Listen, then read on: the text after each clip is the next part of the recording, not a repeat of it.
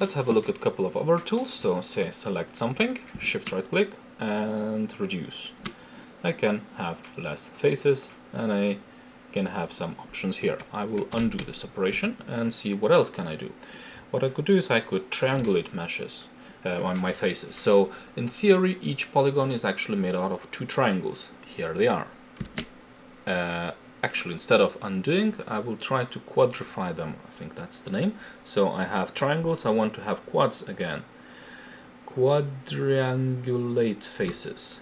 And we are back to quads. Of course, this won't work all the time, so be careful.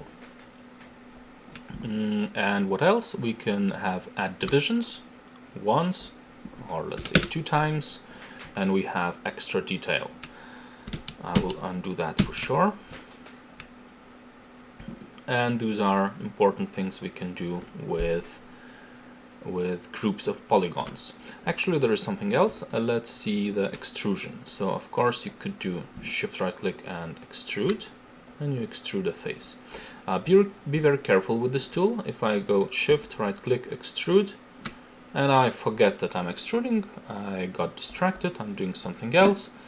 Now let's see what happened. I go to faces, to vertices, and see what happens. I already did my extrusion, but it's all, it didn't move out, so to speak. So now I have to fix what I have done. So be always very careful. If you start extrusion, never finish to forget it.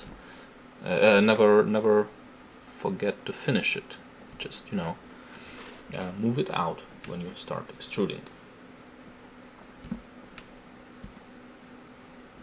So in this, always move it out. You can as well scale things the way you want. That's neat.